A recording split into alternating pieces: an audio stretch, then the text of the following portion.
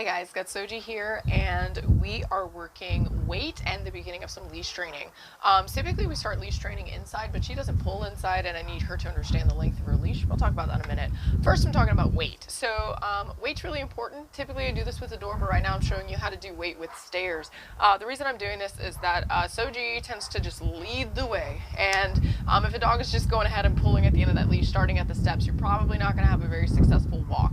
And I know that she is a puller. So that's what we're doing. We're patiently waiting. I'm going to teach you guys how to wait. Very simple. We're just going to say wait, going to flash my fingers twice, and then when I go down a step and she tries to go down with me, I'm just going to step into her space. So I'm just showing her, hey, I will tell you when. Last time I saw her, I taught her stay, which means that wait is working very easily for her. And wait is different than stay. Stay is this fixed position, which means she can't move. Wait just means, hey, can you just like hold on a second until I give you the okay? She doesn't have to sit. She doesn't have to necessarily stay in any position. She just can't move forward. So don't try to get past me. Don't try to get past this threshold I'm telling you to wait at. All right, so I'm going to go ahead and show you what this looks like. SoG. Okay, you wait. You wait.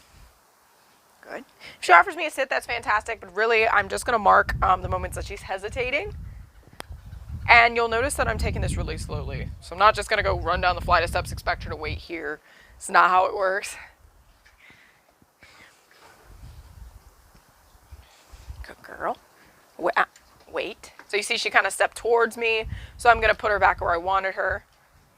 Wait. Good girl. Let's go. Good job. Good. Good job. All right. So we're going to do the second flight of steps. So do you wait? So notice that I am getting in front of her. I do want her to succeed. So if I ask her to wait beside me and she's never done this before, she may be a little bit confused. So, hey, baby girl. Oh, detangle you really quick. SoG. You wait. Again, I don't need her to sit or do anything necessarily, just not move forward. That is what wait means. SoG. Good girl, good job, good. And I know that you can't see this, but I am going to do wait going up the steps and you'll be able to see it the second time. So do you wait? Good girl, good. The reason I do this both ways is because you never know when a dog is going to lead you up the stairs and accidentally trip you. But mostly wait is really beneficial for just seeing if your dog is paying attention to you before you even go on the walk. If she's not paying attention to you, it's not going to be a very successful walk. Wait. Good girl, SoG, good girl. Good. Good job. Good. All right, so that is what wait looks like with steps, and next time when I get the chance, I will show you how to do that with doorways and even invisible barriers. Okay, so now we're out here at working on some leash work. Okay, so first things first, really important. Before you can jump the gun and just like jump right into leash work, we need to assess a few factors. First things first, you need to make sure your treats are worth it. It has to be better than what you're working on inside, because when you go outside, the distractions are crazy, especially because you are literally surrounded by chickens everywhere on this street. So I'm working with cheese. When I'm inside, I usually use a medium tier treat. Don't need anything that serious. But right out here, I am using cheese, and that's working good for her. Another few factors is the length of your leash. You don't necessarily want anything too long. Right now I'm working at a 5-foot distance, which is comfortable for me. Whatever you choose, you make sure that you want to keep it nice and consistent. Don't swap from a 4-foot to a 6-foot to a 7-foot back to a 4-foot. Your consistency will be all out of whack, and she won't understand the distance, how far she's actually allowed to be from you. And a nice little disclaimer about leash training. Your dog is not a horse, which means you should definitely not be pulling on the leash or creating any tension. How we leash train is we want it to almost be like the leash isn't even there. So loose leash training is the way to go.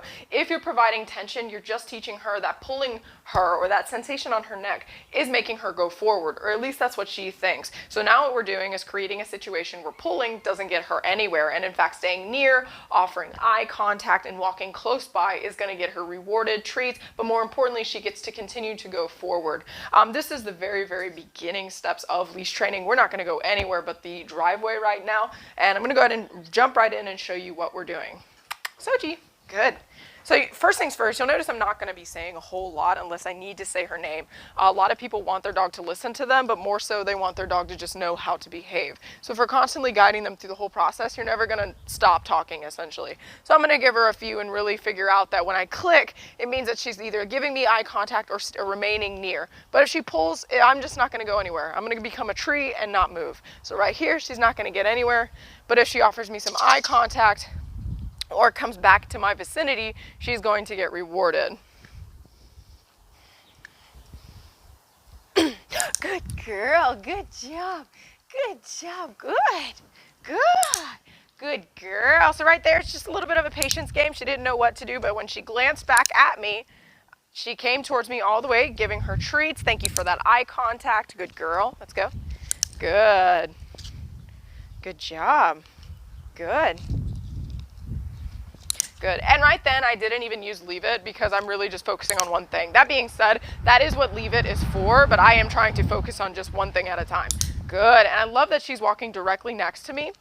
The nice thing about loose leash training and working with just offered eye contact. Right now, what I'm doing is I'm clicking every few steps she walks next to me, and also when she's giving me eye contact. If you have a dog that's giving you eye contact and already walking near you, you actually don't need to mess with a whole lot of the heel steps that you may see online, because essentially you're already getting healed just from rewarding eye contact. And a dog that is looking at you is a dog that's not getting into trouble and is probably walking next to you. Good girl. Now obviously this is very simple in her driveway, but it's important to know that you have to start somewhere where you're winning. Don't try and take this to the park and think that she's going to know what to do, but I am going to start and venture out that way, and she'll probably pull just a little bit more, which you may not be able to see in this frame. I'm actually going to let her sniff because she's being a good girl, and sniffing is rewarding.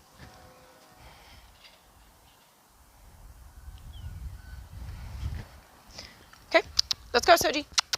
Good girl, good job, good job.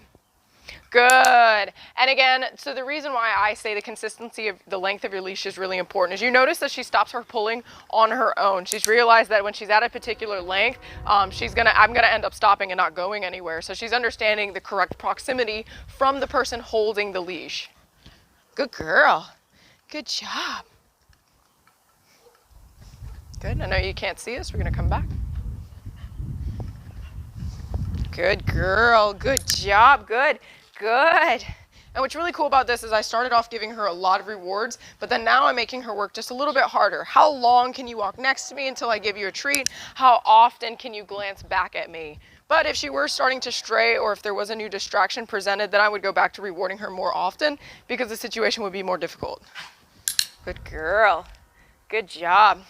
All right, so these are just the first few steps on loose leash training. This is something that you can also do right here, but don't think that you're going to get this like down the street.